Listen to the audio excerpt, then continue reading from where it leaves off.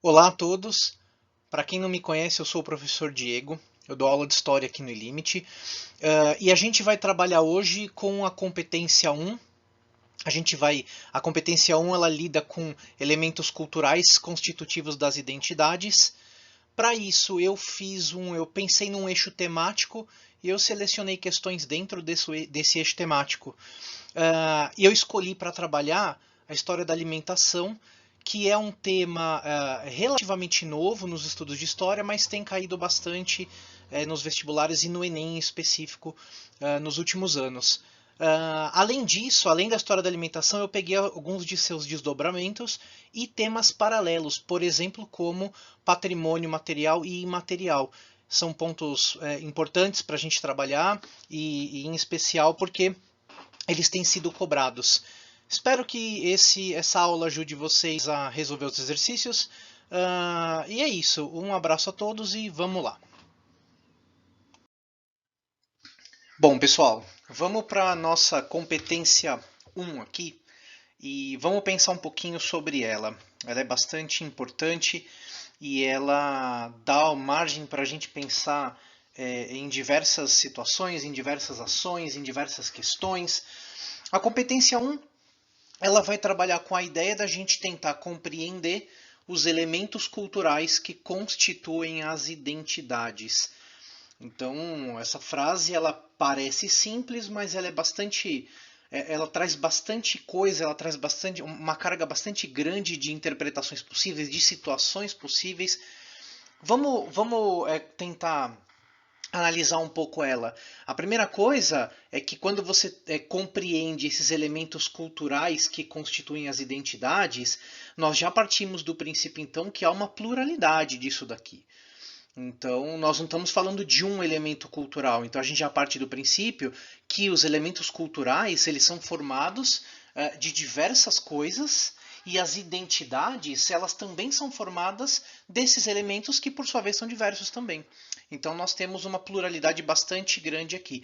Essa competência ela vai exigir principalmente conhecimentos diversos das áreas de humanas, então a gente pode pensar em geografia, sociologia, filosofia, história e outras áreas de humanas, por exemplo, algum conceito de literatura, se for o caso, e a gente tem como objetivo aqui superar o simples uso de conceitos estudados para relacioná-los aos problemas propostos nas questões.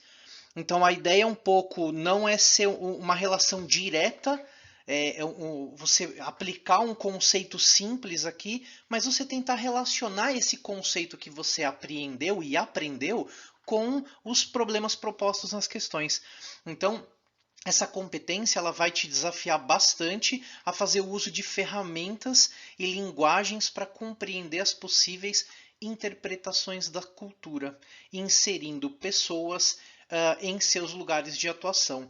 Então a gente vai ter tem que desenvolver uma habilidade aqui de, por exemplo, fazer uso das diversas ferramentas e conceitos e linguagens aprendidas nas matérias para a gente conseguir dar um passo na leitura de um documento, ou na leitura de uma obra de arte, por exemplo, ou na leitura de qualquer tipo de documento, material ou imaterial, para a gente conseguir interpretar as culturas e tentar inserir as pessoas que fazem parte dessa cultura dentro dos seus lugares de atuação. Isso é bastante importante também. Muitas vezes a cultura depende também do seu contexto e do seu lugar. A compreensão dos elementos culturais que formam a identidade de um lugar, por exemplo, tem como objetivo valorizar os diversos elementos formadores de uma cultura nacional. E aqui é importante destacar a pluralidade. Então, compreender esses elementos que formam a identidade de um lugar faz com que a gente tenha que pensar um pouco nessa pluralidade. Vamos pensar aqui, por exemplo, no caso do Brasil. O Brasil ele é produto de diferentes culturas e diferentes culturas que se misturaram ao longo do tempo. Todas elas, de certa maneira, são importantes. A gente não pode hierarquizar culturas. Então, esse é um erro bastante comum que as pessoas fazem e é uma espécie de leitura mais senso comum de que uma cultura A é mais importante que uma cultura B. Nenhuma delas é superior ou inferior. Todas elas ajudaram na formação de uma cultura nacional. Se a gente hierarquiza culturas, a gente primeiro barra a possibilidade de compreensão ou dificulta a possibilidade de compreensão da própria identidade nacional. E segundo, a gente abre portas para uma possível hierarquização desses elementos. E aí o que vai acontecer? Se a gente hierarquiza elementos, a gente começa a abrir caminho para preconceitos. Então isso é bastante importante. Não podemos hierarquizar essas culturas e entender a pluralidade na formação de uma cultura, seja regional ou seja nacional, o que for. Então a gente tem algumas perguntas que dão norte para essa competência, mas uma delas é bastante interessante para a gente pensar. Quais valores levam as pessoas a sentir-se parte de um grupo social? Então, o que faz uma pessoa se sentir ligada a um grupo? Isso é bastante importante. Ainda que nós temos pluralidade cultural no Brasil, nós temos que pensar então numa série de, sei lá, mais ou menos como se fossem elos. A gente tem a região, depois a gente tem a região dentro de uma outra, dentro de uma outra até um país. Então, por exemplo, língua, tradições, costumes, festas, dentre outras diversas manifestações, podem aparecer então relacionadas às questões de formação da identidade nacional. Sempre, não podemos esquecer, considerando a miscigenação e os aspectos regionais. Por exemplo, aqui a gente pode pensar no caboclo, no caipira, no sertanejo, ou em qualquer identidade regional, mas que é de conhecimento do país como um todo. Então, dentre todas essas diversas manifestações, a gente pode pensar então em formas onde elas aparecem para a constituição dessas identidades também regionais. De que maneira, outras perguntas possíveis, de que maneira as celebrações religiosas ou profanas, o futebol, o samba, o carnaval, a capoeira e as diversas outras manifestações culturais se tornaram e são considerados referenciais para a criação de uma nacionalidade. Então a gente sabe que isso não é natural. Nada em termos de cultura é natural. Tudo é uma construção histórica, filosófica, tem vários aspectos para a construção dessas coisas. Então a gente tem que inserir também isso e buscar uma forma de olhar isso e inserir esse início dentro de um contexto específico. Então, dessa maneira, a gente consegue, por exemplo, valorizar a própria multiplicidade de origens e manifestações culturais que a gente tem. Como eu disse agora há pouco, a gente não pode pensar em hierarquização porque isso abre portas muito perigosas para exclusões, para preconceitos, para racismo, para qualquer tipo de problema desse tipo. Então, quando a gente olha quando a gente valoriza, faz as perguntas pensando nessa multiplicidade de origens, a gente então consegue olhar para a formação da cultura nacional, da formação da identidade nacional de uma maneira mais apropriada.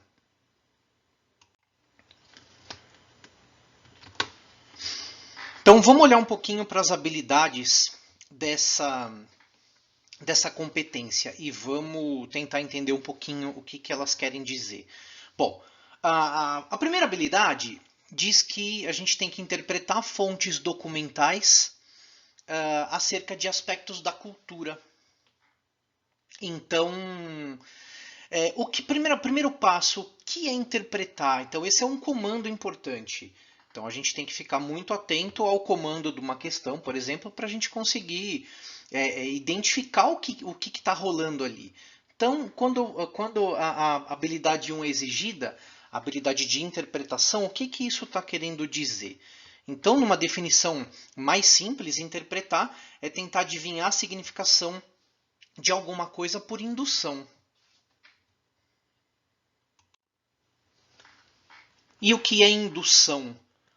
É o raciocínio que serve de indícios, se serve de indícios para chegar a uma causa. Então, olha que interessante. A gente tem que interpretar. Adivinhar algo usando o raciocínio. Então veja que não é tão simples assim. Isso vai demandar bagagem de leitura, bagagem de estudo. Quanto mais treinado você tá, mais rápido você interpreta, mais rápido você deduz as coisas, mais rápido você conecta os pontos. Então, o treino é bastante importante para interpretar um texto. Como? Como vai ser feito esse treino? Com leitura. Então, a partir da leitura, você amplia vocabulário, você vai desenvolver uma possibilidade maior de concentração. Na medida em que os textos vão ficando mais longos ou mais complexos, você vai desenvolvendo uma habilidade de ler. E essa leitura, ela não pode ser restritiva. Você tem que ler qualquer tipo de gênero textual, das mais variadas fontes. Então você pode pensar em jornal. Dentro de um jornal, por exemplo, a gente tem diversas coisas: crônicas, contos, editorias, textos informativos, textos opinativos. A gente tem que ler jornal, a gente tem que ler revista, a gente tem que ler literatura, a gente tem que ler tudo que cai na mão. A gente tem que ler quadrinho, por que não? A gente tem que ler imagem, esse é um conceito bastante importante também, a leitura de imagem. Então a gente não está falando só também de gêneros textuais aqui, né? Uma imagem também é um aspecto cultural importante. Então, quando a gente vai lendo essas coisas, a gente vai ganhando uma bagagem cultural e a gente vai ganhando uma desenvoltura maior. E, obviamente, isso vai ajudar a gente a interpretar as linguagens e identificar múltiplos significados naquele texto. Então, é bastante importante ler e, sobretudo, reler. Se você puder, obviamente, fazer um fichamento, um resumo, isso vai te ajudar a melhorar a interpretação, porque você vai desconstruindo um texto, e desconstruir um texto é muito importante para a gente poder interpretá-lo. E, se possível, então, se essa releitura for possível, a gente consegue, a partir dela, mais informações, mais detalhes, mais significados. Às vezes não é possível, mas quando possível, releia. Se você está com uma questão na mão, você tem um desafio na mão, você tem que ler ela inteira. Então leia, se possível, leia as alternativas e retorne. Muitas vezes você já consegue matar a questão nesse momento. Se der tempo, obviamente, nem sempre dá numa prova, mas na medida que você vai treinando, você pode fazer isso.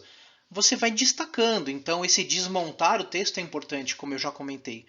Você destaca as informações, você desmonta e faz por itens, por exemplo, na hora do estudo. Você pode tirar desse desmonte do texto, você pode tirar informações e ideias principais. Isso ajuda bastante nesse ponto. A segunda habilidade que a gente pode olhar com mais calma é a seguinte, que diz que analisar a produção da memória pelas sociedades.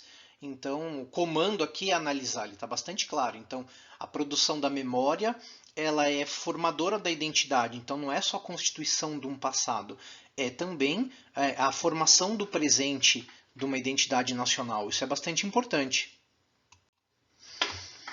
Partindo desse comando aqui, então a gente tem a palavra analisar. O que é analisar? Analisar a gente pode entender como fazer uma análise, separar um todo em seus elementos ou partes componentes, investigar, examinar, esquadrinhar, dissecar. A análise crítica ela é muito exigida nessa habilidade. Você tem que saber significados, você tem que saber contextos. A leitura vai exigir uma atenção bastante grande, pois muitas vezes as alternativas já te dão uma possibilidade de resposta. Em algumas questões, a gente também pode lembrar, a análise já aparece na questão e o leitor, né, a pessoa que está fazendo a questão, só precisa ter a percepção de identificá-la. Então, com essa ideia de análise em mãos, de dissecar, de desmontar, como eu já falei para vocês, vocês conseguem, a partir dela, saber significados e contextos. Então, olhando a habilidade 2, analisar a produção de memória pelas sociedades, isso é bastante importante porque a memória ela é, não é história. Isso é bastante importante. Memória não é história, memória é parte da história. A memória é viva, ela é seletiva, ela é interessada. A produção da memória ela é sempre permeada por conflitos, disputas. Então, por isso que é importante a gente tentar dissecar, a gente tentar desmontar esse texto, muitas vezes, para poder compreender o que está em jogo quando a gente pensa em memória. Então, quando a gente analisa a produção da memória pelas sociedades, não é só a lembrança, é tudo que tem atrás dessa lembrança, conflitos e interesses. Ela está viva, ela está mudando constantemente, então a memória ela vai sendo alterada constantemente.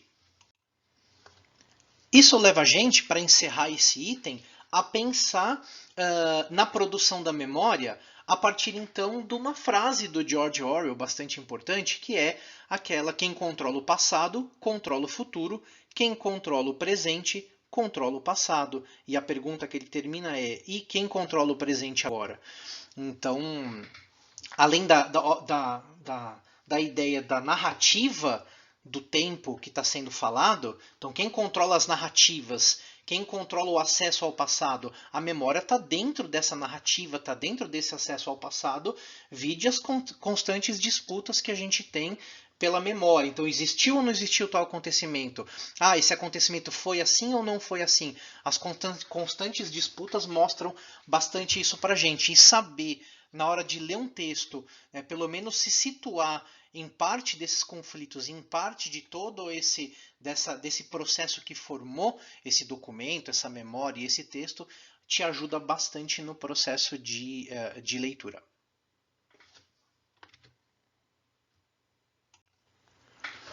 A terceira habilidade que eu quero conversar com vocês é justamente a que diz, que faz referência ao comando da associação.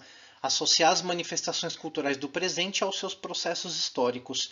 Associar, ela traz a ideia de pôr junto, reunir, agregar.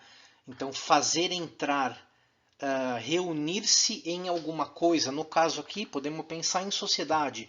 Então, se a gente pensar que as manifestações culturais do presente e do passado são constitutivas da sociedade, então a gente tem uma associação aqui bastante interessante. Então, associar é uma habilidade que também é exigida de diferentes maneiras, mas aqui é interessante a gente pensar numa delas para ajudar na leitura desses exercícios. Por exemplo, a interdisciplinaridade. Então, em ciências humanas, a divisão muitas vezes não é clara dessas áreas.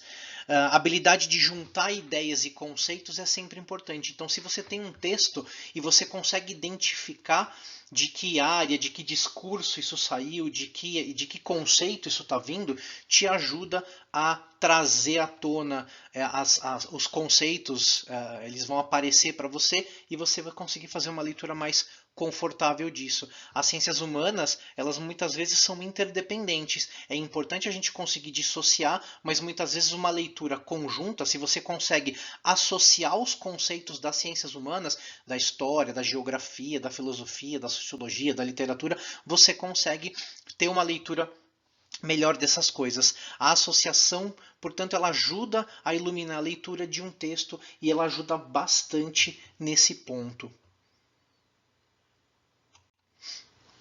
Como exemplo, a gente pode pensar, por exemplo, em eventos que acontecem no presente, manifestações culturais ou manifestações mais violentas, ou então embates de grupos sociais, ou qualquer outra coisa que aconteça no presente, que tipo de processo histórico levou até aquele ponto. Então, entender o passado vai ajudar também a gente a entender essas manifestações culturais do presente. E a gente só consegue fazer isso a partir da associação de coisas diferentes, de culturas diferentes, de áreas diferentes das humanas. A gente vai montando um quebra-cabeça para conseguir chegar nas interpretações.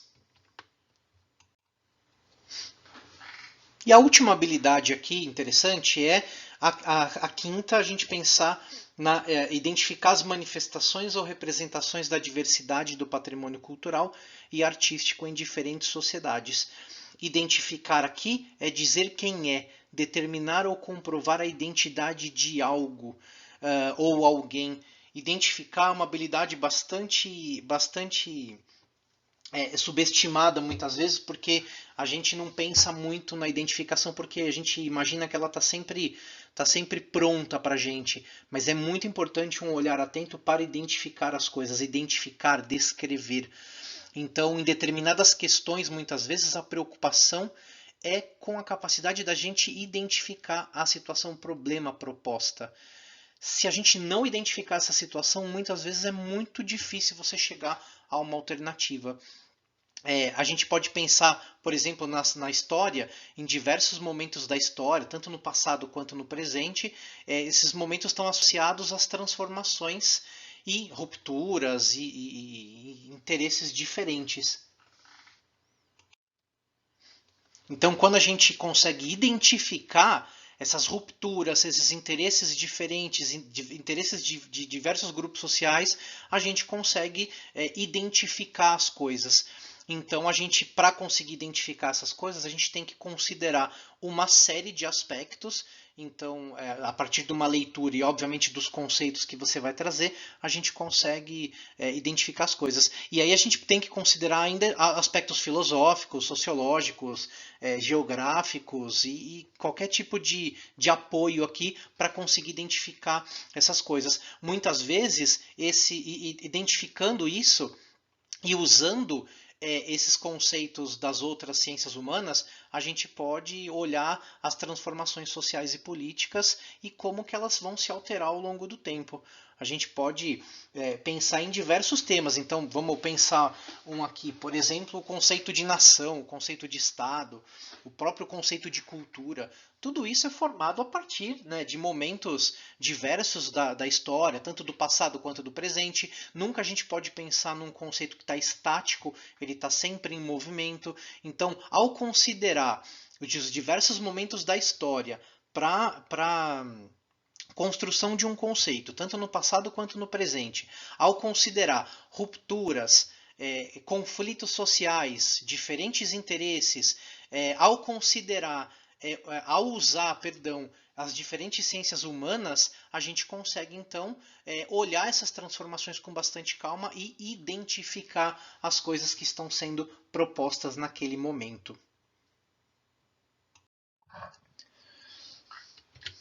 Bom, pessoal, o eixo condutor que eu escolhi para falar da competência e das habilidades é justamente uma área da história que não é muito tratada. Por muito tempo ela foi tratada como secundária e enfatizando muito pouco, mais como curiosidade. E nos últimos anos a gente percebe uma grande valorização das práticas alimentares. Então a história da alimentação é um campo que se desdobra de uma maneira muito importante e eu tenho notado questões que aparecem nesse sentido com uma constância um pouco maior. Então, não só de história da alimentação, mas de cultura material e imaterial, que é basicamente o que a gente trata aqui. Então, vamos entender um pouquinho como que a gente pode entender a história da alimentação, quais caminhos a gente pode tomar e por que ela se tornou uma área bastante importante nesses campos.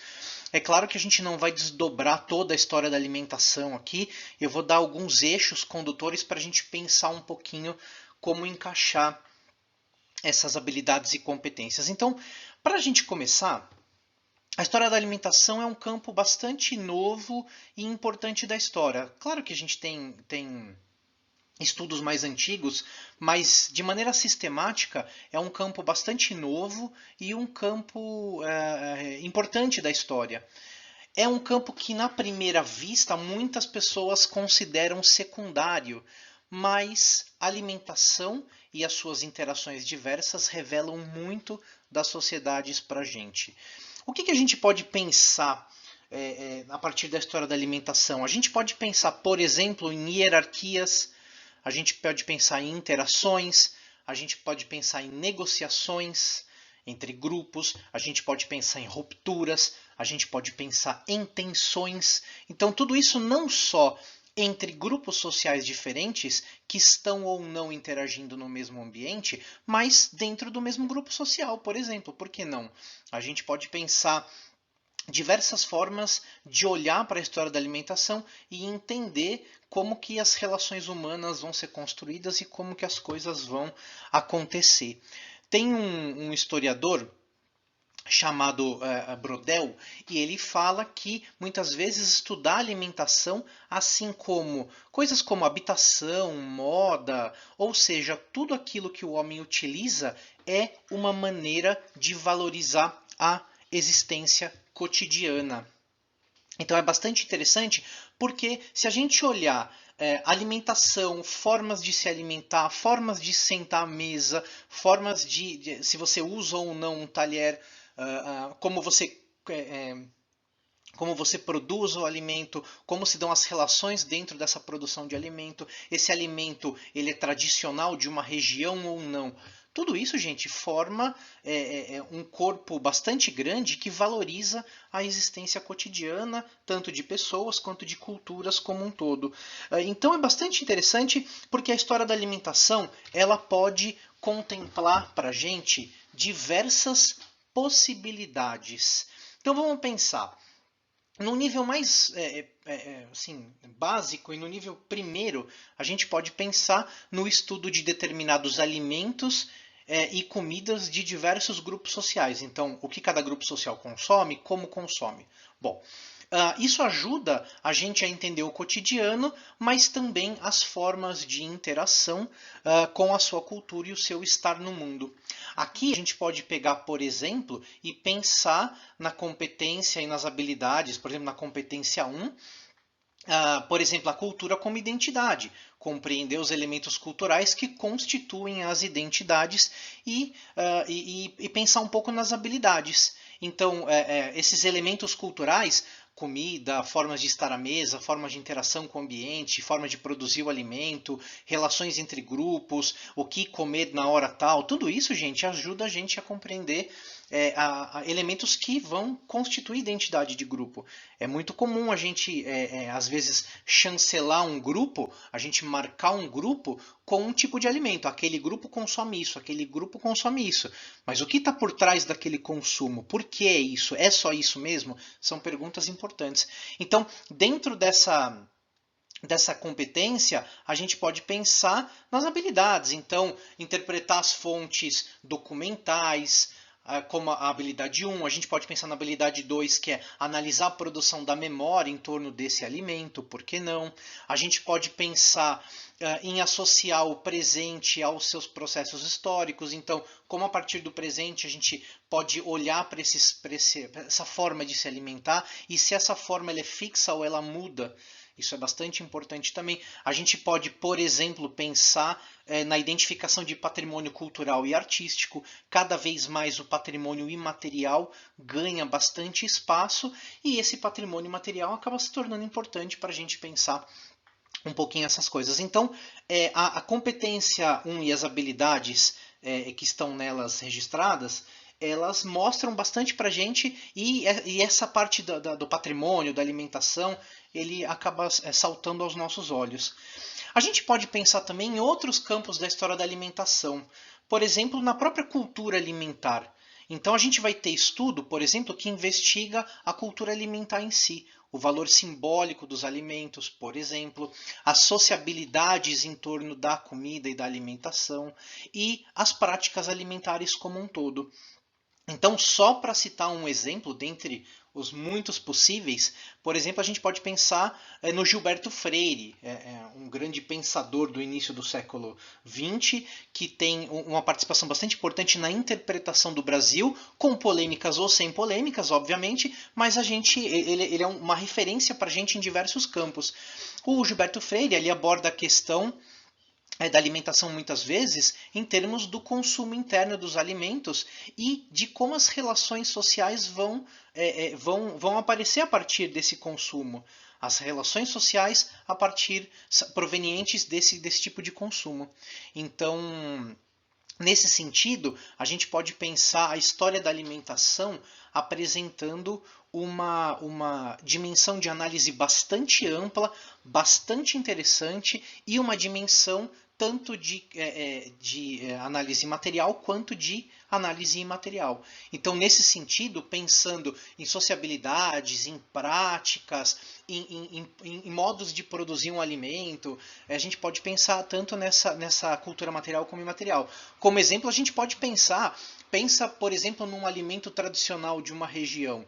Então, por exemplo, o queijo da canastra foi tombado como patrimônio mineiro. Então, ele tem que ser feito seguindo aqueles padrões para ser carimbado como um patrimônio.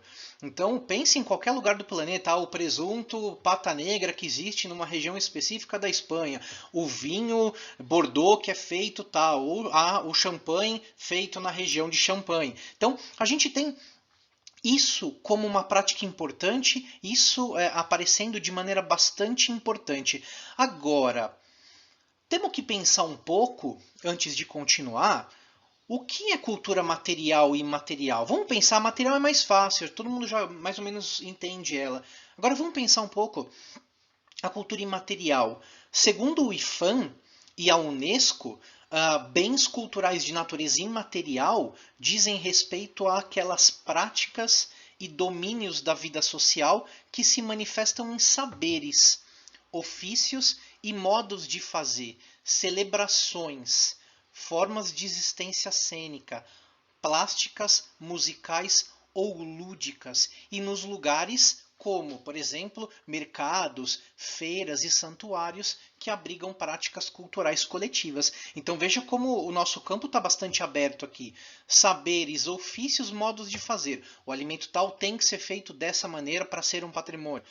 Aquele saber. Então a cultura diz que aquele determinado tipo de fermentação natural vem desde tempos remotos e a cultura veio trabalhando com aquilo. Então tudo isso, gente, é patrimônio imaterial. Então, no Brasil, por exemplo, a Constituição, ela reconhece a inclusão no patrimônio a ser preservado dos bens culturais que sejam referências dos diferentes grupos formadores da sociedade brasileira. Então a Constituição reconhece, né, a necessidade de preservação desse tipo de bem cultural de grupos que formaram a nossa sociedade. O patrimônio material ele é transmitido de geração a geração, constantemente recriado pelas comunidades e grupos em função de seu ambiente, de sua interação com a natureza e de sua história, gerando um sentimento de identidade e continuidade, contribuindo para promover o respeito à diversidade cultural e à criatividade humana. Então veja que interessante, temos aqui então o ambiente entrando nessa questão, um saber que é passado de geração em geração e é recriado pelas comunidades. Então olha que interessante a ideia da recriação, gente. A ideia da recriação quer dizer que essa cultura está em constante mudança. Então isso leva a gente a acender um certo alerta quando a gente escuta muitas vezes a palavra tradição. Muitas vezes a tradição é entendida como algo que vai, por exemplo, congelar aquele alimento daquela maneira. A gente sabe que para ser ressignificado ele precisa estar em constante movimento. Então, a gente pode pensar, a gente tem abertura a partir daqui para estudar diversas práticas culturais, formas de interação com os alimentos, assim como com a sua produção, e até mesmo a construção de tradições referentes a lugares e produtos. Então veja o campo como é aberto aqui, desde o instrumento necessário para criar aquele produto até, por exemplo, a interação com as pessoas a partir daquilo. Existe uma produção de molho de soja na China e no Japão que a gente quase não tem mais quem faça. Ele é feito a partir de tonéis de madeira. Esses tonéis eles têm centenas de anos, então eles já têm uma quantidade de bactérias e seres que ajudam a fermentar esse molho de soja e que, se ele é trocado, o resultado é diferente. Olha que interessante. Assim como queijos, assim como outras coisas. Então a gente pode pensar a partir então dessa minha fala, que o termo alimentação abriga, portanto, mais do que meramente comida. E não se pode negar que a questão do consumo dos alimentos e a preocupação com, por exemplo, o abastecimento de vilas e cidades seja algo também bastante comum. Então veja, mais um campo que se desdobra. Comida, forma de interação ao comer, forma de produzir, mas também como abastecer cidades. Isso também faz parte de todo esse tema aqui.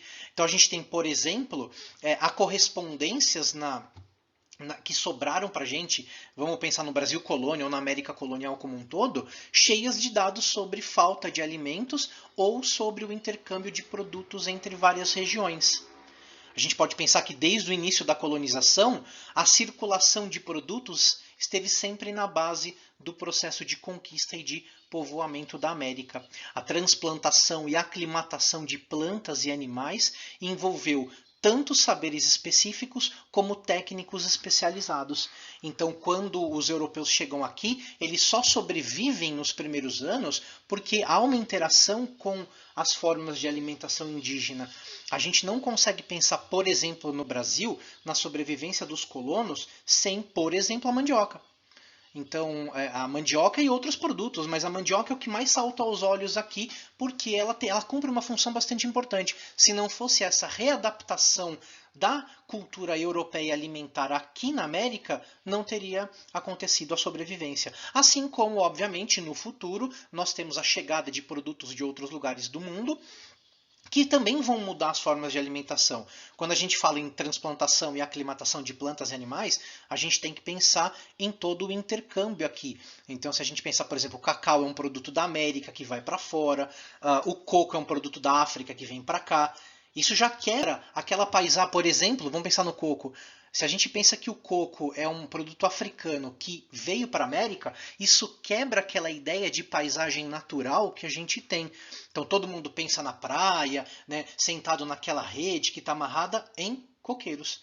Se você imagina uma praia deserta, uma praia que você quer descansar, uma das primeiras imagens que você vai ter provavelmente é um coqueiro.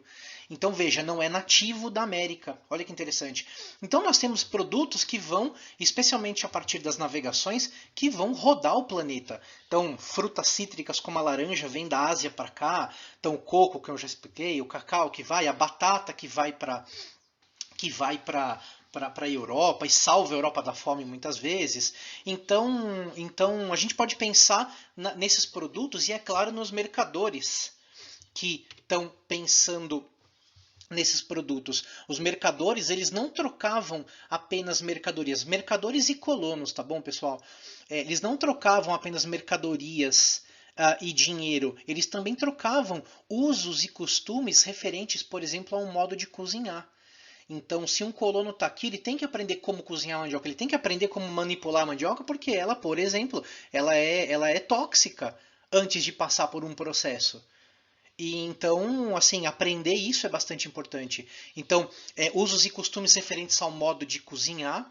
Então, esses camaradas às vezes permaneciam muito tempo longe dos seus locais de origem e levavam consigo uma memória gustativa, uma memória de produtos e uma memória de formas de cozinhá-los. Então, quando eles retornam para casa, eles levam isso de volta, é claro, levam essa memória de volta e querem reavivar essa memória, mas eles também levam um aprendizado de muitas coisas, entre eles novos modos de fazer a cozinha, novos tipos de alimentos, novos tipos de instrumentos de cozinha, por exemplo. Então, a gente pode pensar que os historiadores admitem muitas vezes que esse intercâmbio alimentar definiu formas de consumo a partir, por exemplo, da chegada dos europeus.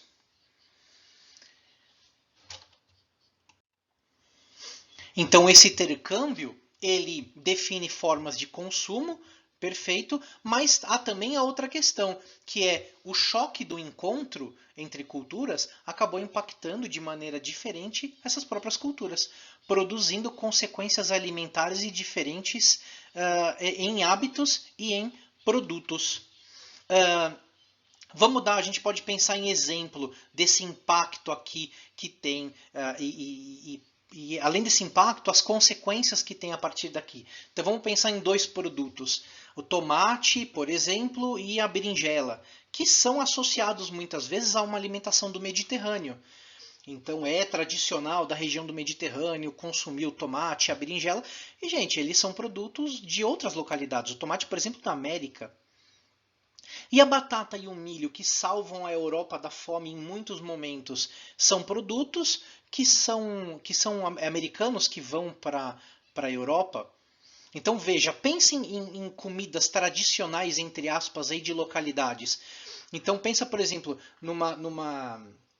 pensa no produto nacional da Itália, a macarronada, né, com molho de tomate. A macarronada, segundo muitos historiadores, ela nasce na China, o macarrão, né? E o molho vem do tomate, que é um produto da América. Então veja como uma tradição nasce. Ao mesmo tempo, pensa numa tradição de outro lugar, por exemplo, numa tradição de batata, fish and chips na Inglaterra, por exemplo, uma alimentação tradicional. É uma alimentação que saiu da América. Então, esses produtos, eles acabam, por exemplo, redefinindo culturas. E essa redefinição pode ou não pode se tornar uma tradição. Então, quando a gente pensa isso, essa pergunta é: a tradição ela é natural ou ela é construída? Então, e aí vamos esticar essa pergunta. E quando nessa modernidade, por exemplo, o capitalismo se aproveita disso e transforma essa tradição num produto? Então viaje para a região tal, porque lá você vai comer o produto tradicional daquela região. Então veja como muitas questões estão ligadas nesse tema da alimentação. Então, esses discursos do tradicional ou não, eles tentam construir um passado que é mítico. Então veja, a tradição daquela região, ela vai ser construída como um passado mítico e uma espécie de mito de origem para conectá-los com o presente. Então o capitalismo, por exemplo, se aproveita disso para transformar em produto e criar uma história em torno desse produto. E ela pode ou não ser verdadeira, mas ela desconsidera muitas vezes que a cultura é viva, é dinâmica. Então isso é bastante interessante. Então esse tema ele acaba criando tradições fixas que muitas vezes não existiam antes, mas que nos conectam com o passado. Então veja, é uma forma da gente chegar, uma forma inventada da gente chegar ao passado. Olha quanta complexidade tem dentro desse tema aqui. Tradições são móveis e estão em constante mudança, assim como as culturas. A sobrevivência das culturas e das tradições e tal depende muitas vezes da ressignificação constante dessas tradições e não de uma forma fixa que essa cultura vai adquirir. Então veja como nós estamos diante de um campo que é bastante interessante, que é bastante importante e tem bastante coisa para a gente pensar nele.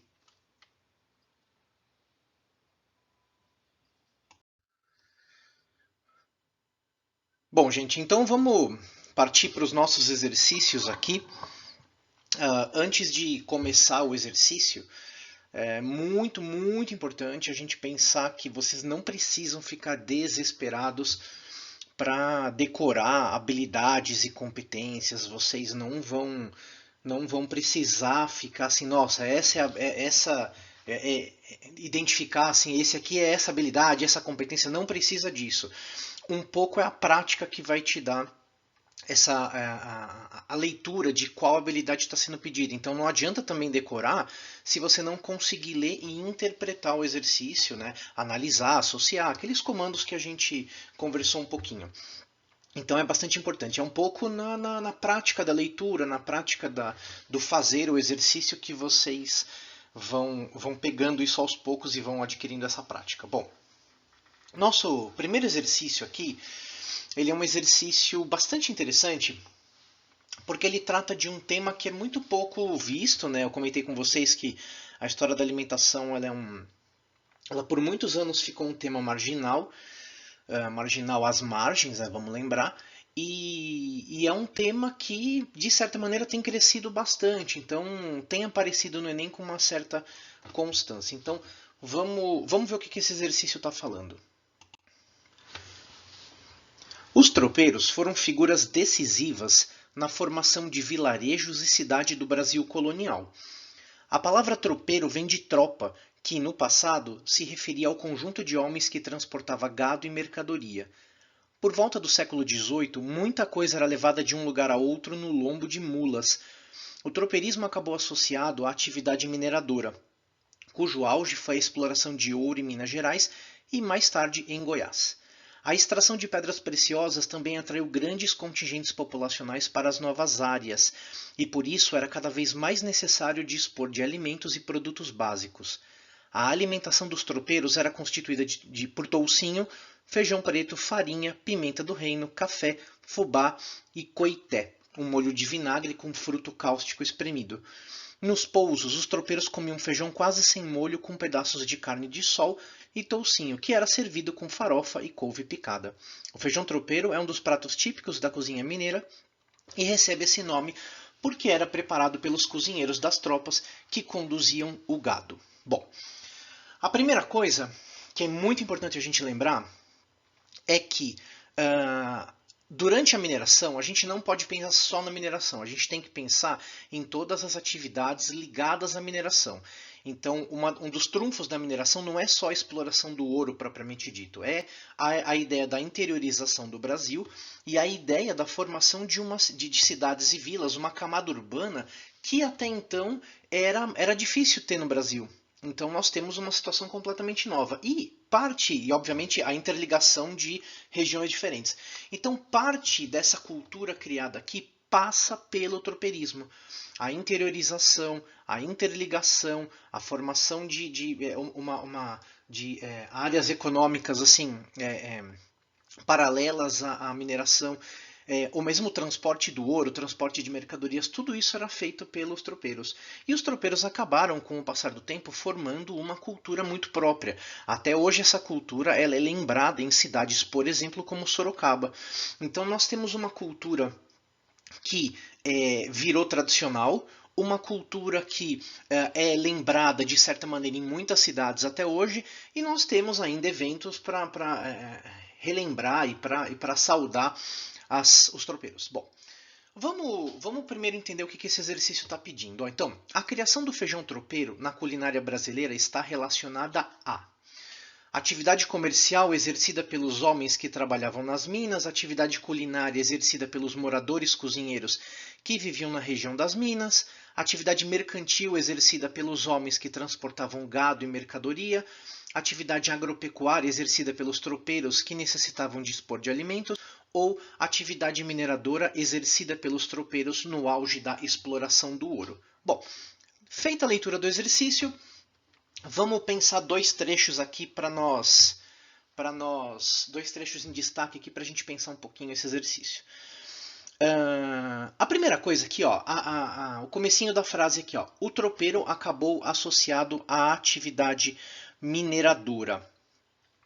E depois embaixo, ó, o feijão tropeiro é um dos pratos típicos da cozinha mineira e recebe esse nome porque era preparado pelos cozinheiros das tropas que conduziam o gado. Bom, aqui a gente tem uma habilidade que fica bastante evidente, que é justamente a ideia de associar as manifestações culturais do presente aos seus processos históricos. Então, a gente fala que o tropeirismo acabou associado à atividade mineradora e logo na sequência a gente tem a ideia do presente, né, como diz a habilidade 3, a ideia do presente sendo associado então a esses processos históricos. O feijão tropeiro é um dos pratos típicos. Então, nós temos o tropeirismo sendo associado à atividade mineradora e o que eles comiam, né, acabando se tornando um prato típico dessa tradição e que chega para a gente até hoje. Então, claramente a gente tem a ideia da habilidade 3 aqui. Só que além dessa habilidade 3, nós temos que pensar que há uma outra habilidade nesse momento, nesses dois trechinhos. É a habilidade 5. A habilidade 5, vamos lembrar, ela quer identificar as manifestações ou representações da diversidade do patrimônio cultural e artístico em diferentes sociedades. Então nós temos essas duas habilidades, tanto a de associar as manifestações culturais do presente aos processos históricos, então, ou seja, nós temos um evento hoje no presente, que é o tropeirismo, a memória do tropeirismo, e um prato típico, pelo menos na região sudeste, sendo associado aos seus processos históricos, à constituição de toda uma região. E a habilidade 5 vai dizer então que isso são manifestações ou representações da diversidade do patrimônio cultural. É específico de uma região, região sudeste, em especial São Paulo e Minas Gerais. Então esses dois trechinhos mostram para a gente duas habilidades importantes que na hora de ler o exercício a gente tem que estar bastante ligados. Então, como que se formou essas manifestações e por que elas são essas manifestações do nosso passado. Correndo por fora, nós temos ainda uma outra habilidade aqui. Eu coloquei ela depois, porque apesar dela ser uma habilidade enumerada antes, mas ela corre por fora aqui a ideia de analisar a produção de memória pelas sociedades.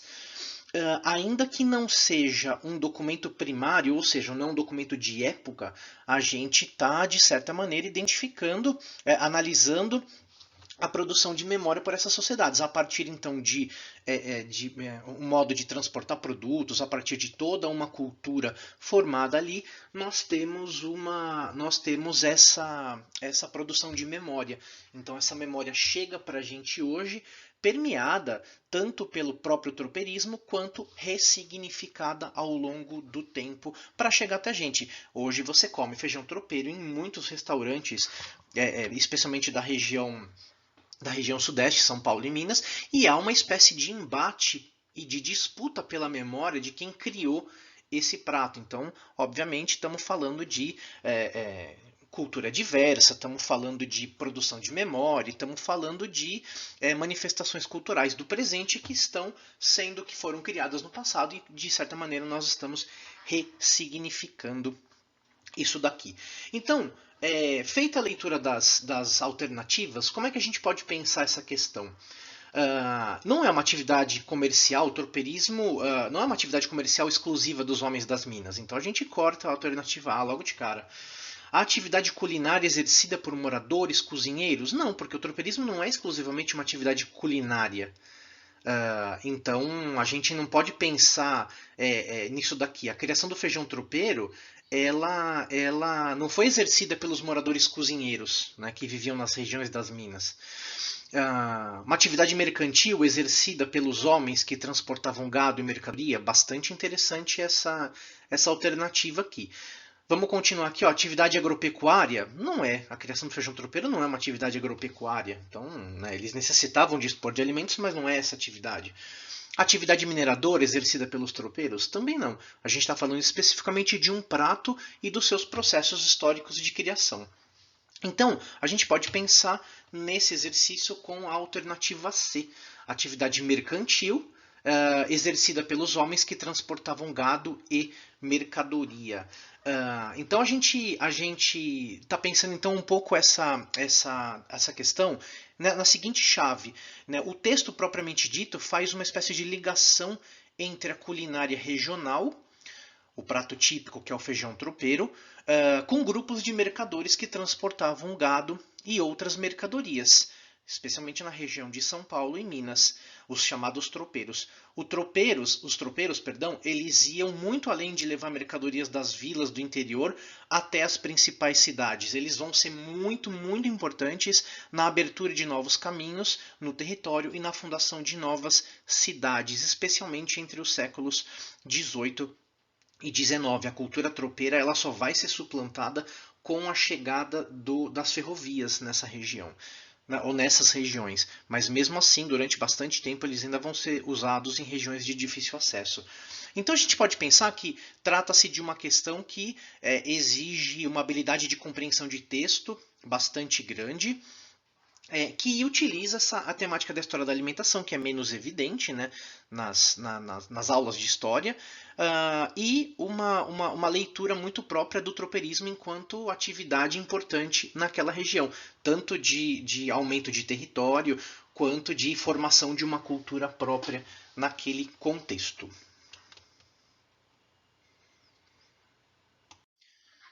Bom, Essa questão é uma questão muito legal, é uma questão muito diferente do que a gente está acostumado. Nós temos alternativas que são imagens de questões patrimoniais. Então nós temos muitos tipos de patrimônio envolvido aqui. Então não era só identificar o tipo de patrimônio, você tinha que pensar um pouco na questão do que é a cultura imaterial, certo? Então isso é bastante, essa é bastante interessante ver como que a gente pode montar e interpretar esse texto aqui. Então o texto fala assim, ó. O modo artesanal de fabricação do queijo em Minas Gerais foi registrado nesta quinta-feira, 15, como patrimônio cultural imaterial brasileiro pelo Conselho Consultivo do Instituto do Patrimônio Histórico e Artístico Nacional, o IFAM. O veredito foi dado em reunião do Conselho realizada no Museu de Artes e Ofícios em Belo Horizonte. O presidente do IFAM e do Conselho ressaltou que a técnica de fabricação artesanal do queijo está, entre aspas, abre aspas, inserida na cultura do que é ser mineiro, fecha aspas. Folha de São Paulo, 15 de maio de 2008. Bom, a pergunta diz: entre os bens que compõem o patrimônio nacional, o que pertence à mesma categoria citada no texto está representado em. Essa questão ela é muito legal porque como eu já disse, ela dá esse nó na nossa cabeça porque ela quebra a ideia do texto como algo a ser levado em conta em primeiro lugar. Então, essa é uma questão bastante importante, porque nós sempre lidamos com texto, nós vamos desenvolvendo a habilidade de lidar com texto ao longo da jornada escolar, mas a gente tem muitas vezes, né, vai depender muito do professor, a ideia do trabalho com imagens. Então, ler imagens é muito importante. Olha o termo que eu usei, ler imagens. A imagem ela é uma narrativa. Enquanto narrativa, ela está contando algo para a gente. E aqui, obviamente, além do patrimônio propriamente dito, é uma narrativa. O cara colocou essas imagens aqui porque ele quer falar alguma coisa para a gente. Então, saber o que está por trás dessa narrativa enquanto construção, então pensem da mesma maneira como se fosse um texto de uma alternativa. Então a imagem aqui, no caso as fotos aqui, né, elas estão narrando alguma coisa pra gente. E como narração, ela tem um ponto de vista específico de alguém. Então vamos pensar um pouquinho em dois trechos. O primeiro deles diz assim, ó, o modo artesanal de fabricação do queijo Minas foi registrado nessa quinta-feira 15 como patrimônio cultural imaterial brasileiro. E nós vimos lá no comecinho da aula que o patrimônio cultural imaterial ele tá dizendo respeito às práticas, domínios da vida social que se manifestam em saberes, ofícios e modos de fazer, celebrações, formas de expressões cênicas, plásticas, musicais ou lúdicas. Então a gente tem uma questão de um patrimônio que é uma prática, é um saber, é um ofício que é transmitido de geração em geração e é constantemente recriado pela comunidade e os grupos onde aquele patrimônio está inserido. Então a gente pode pensar que não é algo estático. Então a gente pode também pensar que a tradição é algo que para sobreviver precisa se movimentar, assim como a cultura. Então nada disso é estático. Então em geral, o patrimônio cultural imaterial ele também gera um sentimento de identidade num lugar. Identidade e, ao mesmo tempo, continuidade. Então, olha que interessante essa questão da tradição ou desse patrimônio ter que constantemente se ressignificar para poder sobreviver. Ao mesmo tempo que ele se constrói como identidade, ele precisa ter uma continuidade, uma conexão com o passado. Então, veja como essa questão ela é bastante complexa nesse sentido. A gente tem que pensar um pouco em todos esses aspectos para conseguir resolver ela. Então vamos ver um outro trechinho aqui. Ó. O presidente do IFAM e do Conselho ressaltou que a técnica de fabricação artesanal do queijo está inserida na cultura do que é ser mineiro. Então nós temos aqui algumas habilidades que estão em evidência. As habilidades 2, 3 e 5.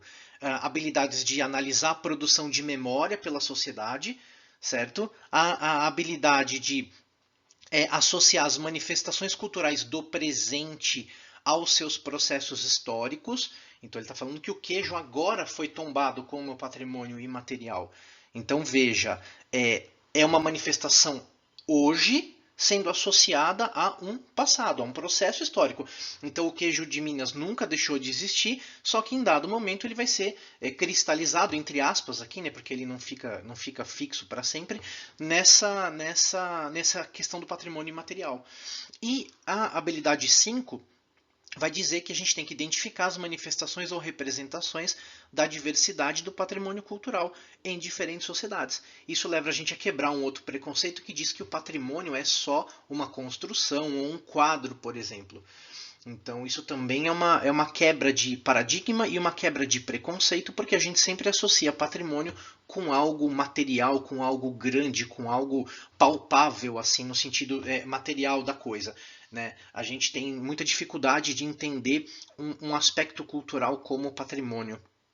Então a gente tem essas 5 habilidades identificadas aqui, essas 3 habilidades identificadas aqui, e a gente pode pensar então numa saída para esse exercício. Então a gente tem 5 alternativas aqui. Um é o Mosteiro de São Bento, no Rio de Janeiro. É um trechinho do quadro do Tiradentes Esquartejado, do Pedro Américo, de 1893. Um trechinho não, praticamente o quadro todo, né? A gente tem a alternativa C, um conjunto arquitetônico e urbanístico da cidade de Ouro Preto. Então é uma praça, aqui na praça principal da cidade. A gente tem aqui o ofício das paneleiras de Goiabeiras no Espírito Santo, e a gente tem aqui um sítio arqueológico e paisagístico da Ilha do Campeche, em Santa Catarina. Então, se a gente está falando a partir do título do queijo, que foi tombado como patrimônio cultural imaterial brasileiro, e o presidente do IFAM fala que ressalta que a técnica de fabricação artesanal do queijo está inserida na cultura, isso leva a gente a pensar que algo técnico está sendo pedido nessa questão, no sentido da sua resposta final. Então, a gente tem aqui o Mosteiro de São Bento. Talvez se a imagem estivesse mostrando a técnica de construção e não o patrimônio propriamente dito, aí a gente tinha um problema para lidar aqui. Mas não, ele está mostrando o patrimônio em si. O quadro também a gente pode falar da mesma coisa, né? Que é, no caso, se estivesse mostrando a técnica do Pedro Américo, a gente estaria na mesma situação. A Ouro Preto também, se estivesse mostrando como esse calçamento é feito, ou como essas construções são feitas, a gente teria uma pista aqui. E, obviamente, a alternativa E também não se encaixa. Então, a gente pode pensar nessa questão na alternativa D, em especial na ideia do ofício das paneleiras, que é a técnica de construção específica de uma panela de barro. Então a gente pode pensar nessa questão como patrimônio cultural imaterial sendo associado a métodos de produção, técnicas e não ao produto em si. Então veja que interessante. O queijo, para ser tombado, ele tem uma técnica para ser feita. Isso vai valer para outros produtos assim, na história da humanidade. Se a gente pensar em produtos tradicionais de regiões específicas do planeta, o tombamento dele, a inserção dele enquanto patrimônio está sempre nas técnicas de produção e não propriamente só no produto final. Então, nessa questão, o jeito e o caminho que se percorre para chegar ao produto é o que está sendo valorizado. Tudo bem? E não somente o produto final, como as outras imagens estão falando. No caso aqui, obviamente, do sítio arqueológico, aqui não é um produto, né? Isso aqui é um aspecto natural. Então a gente pode pensar nesse caminho todo percorrido para chegar ao produto final. Nessa próxima questão, a gente vai também fazer uma análise dos modos culturais ligados à alimentação. Aqui no caso específico, durante o Brasil colônia, né, numa relação um pouco mais próxima à sociedade do açúcar. Então, o texto diz assim, é um texto do Gilberto Freire. Gilberto Freire é um pensador importantíssimo para a elaboração de uma imagem que se cristalizou sobre o Brasil colônia, sobre as relações entre senhores de escravos e os seus próprios escravos, senhores de engenho e os seus próprios escravos. Obviamente é uma interpretação dos anos 30, então nós temos muitas controvérsias em torno dele, mas ainda assim um pensador bastante relevante para a gente. Então vamos lá. Ele diz assim, ó, os próprios senhores de engenho eram uns gulosos de doce e de comidas adocicadas. Houve engenho que ficou com o nome de guloso. E Manuel Tomé de Jesus, no seu engenho de Noruega, antigo dos bois, vivia a encomendar doces às doceiras de Santo Antão. Vivia a receber presentes de doces de seus compadres. Os bolos feitos em casa pelas negras não chegavam para o gasto. O velho capitão Mor era mesmo que menino por alfenim e cocada. E como estava sempre hospedando frades e padres no seu casarão de Noruega, tinha o cuidado de conservar em casa uma opulência de doces finos. A pergunta, vai perguntar, o texto relaciona-se a uma prática do Nordeste oitocentista que está evidenciada em. Então vamos entender um pouquinho essa questão. Nós podemos destacar assim, vários trechos desse texto aqui, mas vamos pensar primeiro aqui. Ó. Vivia a encomendar doces às doceiras. Então nós temos aqui a encomenda, provavelmente porque no engenho dele não se produzia os doces do jeito que ele queria. Então também há uma espécie de atividade secundária aqui em relação à produção de doces. Isso é bastante importante. Podemos destacar outro trecho aqui. Vivia a receber presentes de doces de seus compadres. Então também a ideia aqui do receber presentes de doces de seus compadres também mostra uma espécie de relação social que está sendo estabelecida dentro dessa prática. Uma prática que muitas vezes, ainda que diferente, nós temos hoje. Então, presentear alguém com um doce, levar um bolo para alguém, ainda é uma prática que provavelmente ainda é um resquício desse momento aqui. Não é da mesma maneira, mas nós temos então relações sociais sendo estabelecidas aqui. O outro trecho que a gente pode destacar é: e como estava sempre hospedando, tinha o cuidado de conservar em casa uma opulência de doces finos. Então veja que interessante. A primeira coisa que eu queria falar para vocês é a gente pensar um pouco sobre o açúcar. O açúcar ele tem uma história muito legal, ele tem uma história muito rica. E o açúcar, quando ele chega na Europa, ele não é só a questão de que ele é um produto caro, que ele é herança que as pessoas deixam para os outros. A questão não é só essa do valor econômico do doce, mas o açúcar ele tem um papel de mostrar poder. Então os grandes banquetes da Idade Média, muito antes da chegada na América, os grandes banquetes da Idade Média, o açúcar era utilizado de duas maneiras. A primeira delas é, por exemplo, para fazer esculturas, para mostrar uma opulência, para usar a mesma palavra que tem aqui no texto, para usar uma opulência, o senhor feudal, no caso, você tinha cozinheiros que eram especializados em fazer estátuas. Então, miniatura de castelo, reproduções, por exemplo, de estátuas da antiguidade, tem alguns registros indicando, mas em especial do seu próprio castelo. E você tem uma questão que é o próprio paladar. O doce, para a gente, ele tem uma forma de ser consumido. Quando o doce chega na Europa, o açúcar chega na Europa, perdão, não o doce, o açúcar, ele vai ser usado como, às vezes, ingrediente principal de um jantar.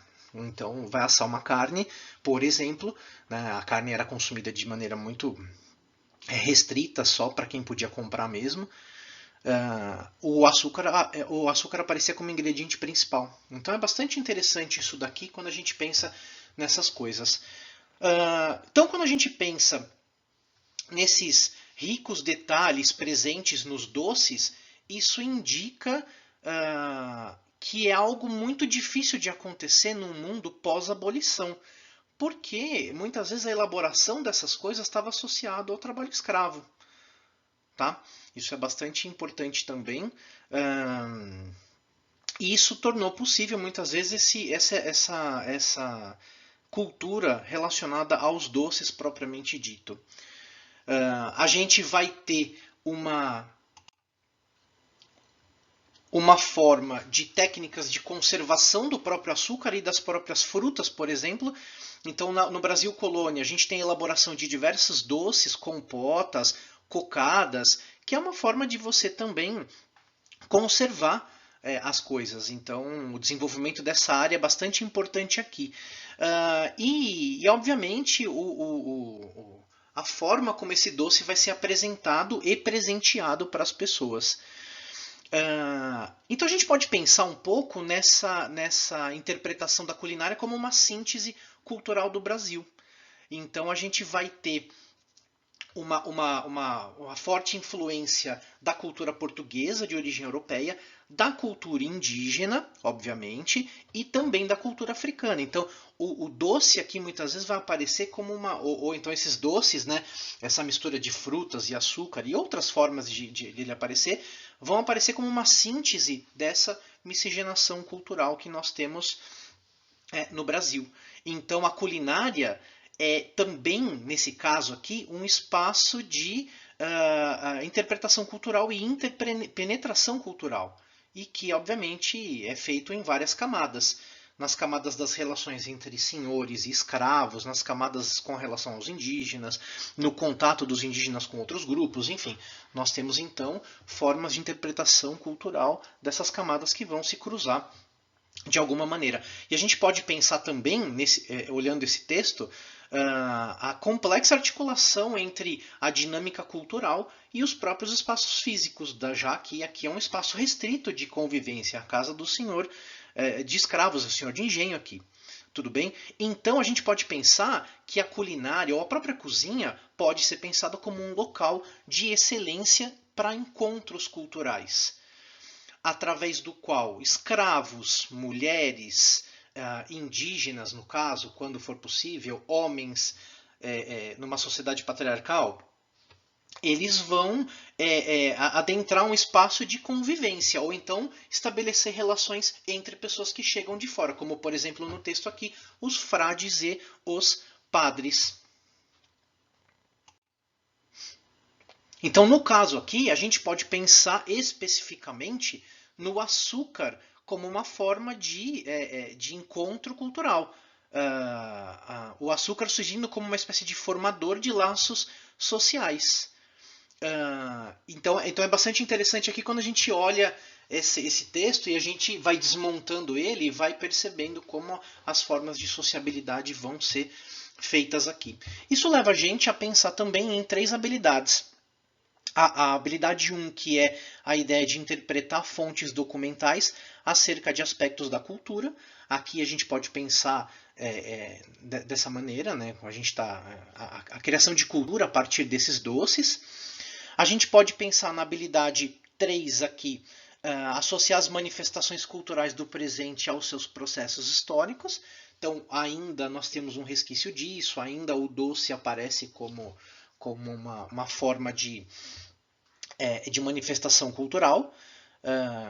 E aí, se a gente pensar aqui no texto, falando de como o doce vai aparecer como esse laço cultural, e como hoje a gente ainda usa essa maneira o doce dessa maneira para expressar laço cultural e social, temos uma questão importante surgindo aqui.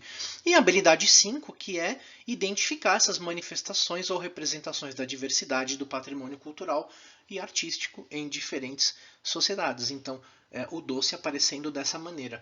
Então, quando a gente olha a questão, o comando da pergunta diz: o texto relaciona-se a uma prática do Nordeste oitocentista que está evidenciada em produção familiar de bens para festejar as datas, fabricação escrava de alimentos para manter o domínio das elites, circulação regional de produtos para garantir as trocas metropolitanas, criação artesanal de iguarias para assegurar as redes de sociabilidade, comercialização ambulante de quitutes para reproduzir a tradição portuguesa?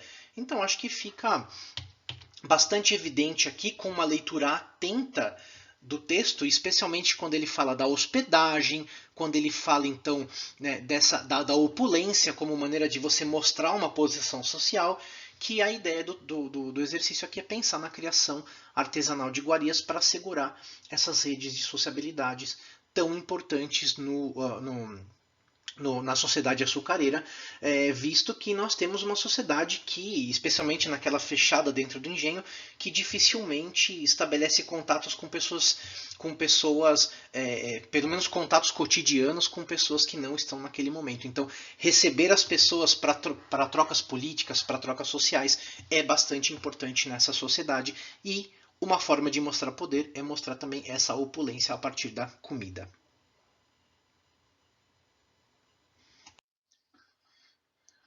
Vamos para a nossa próxima questão aqui, uma questão de 2018, e que ele fala assim, o texto, o ponto de partida para o nascimento de uma cozinha brasileira foi o livro de receitas Cozinheiro Imperial, de 1840.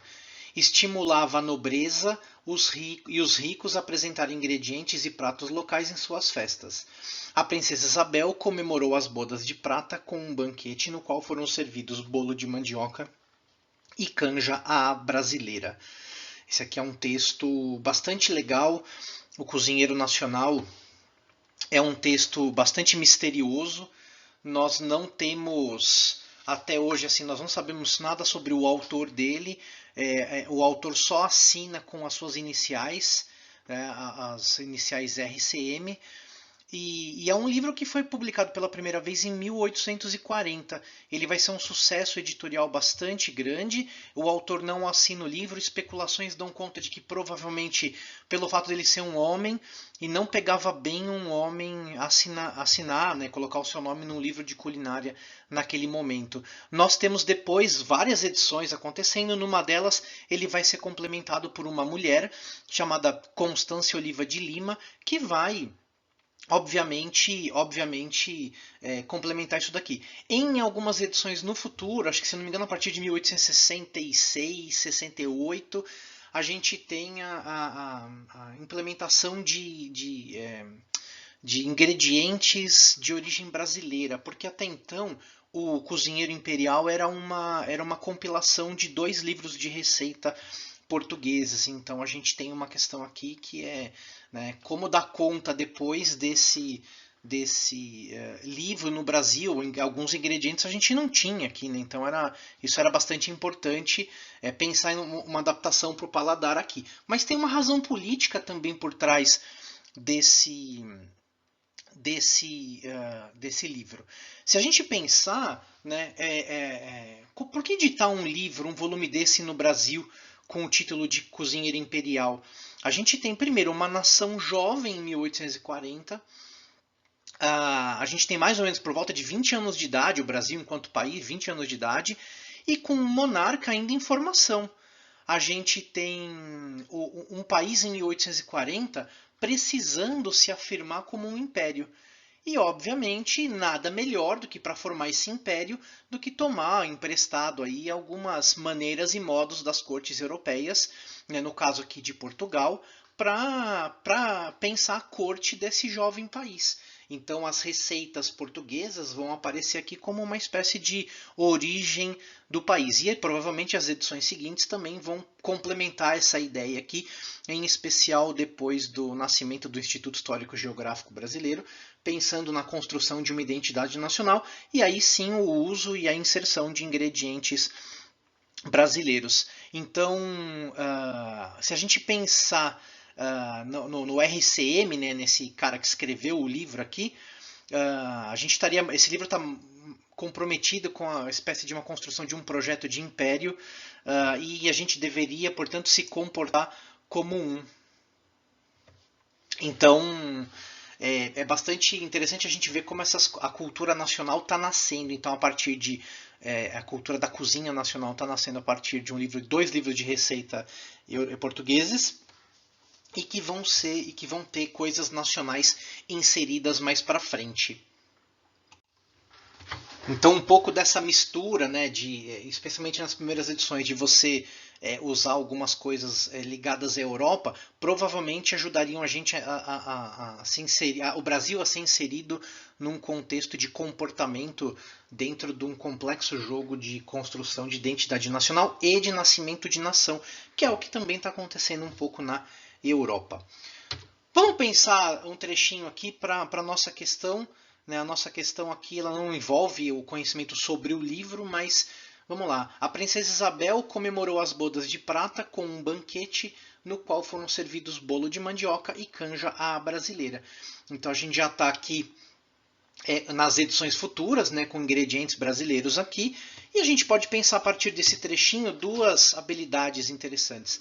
Interpretar fontes documentais acerca de aspectos da cultura, ainda que não sejam elementos primários, né, de documentação primária, mas a gente tem aqui uma fonte documental que mostra pra gente a princesa Isabel, né, comemorando com um banquete, servindo ingredientes específicos e pratos específicos.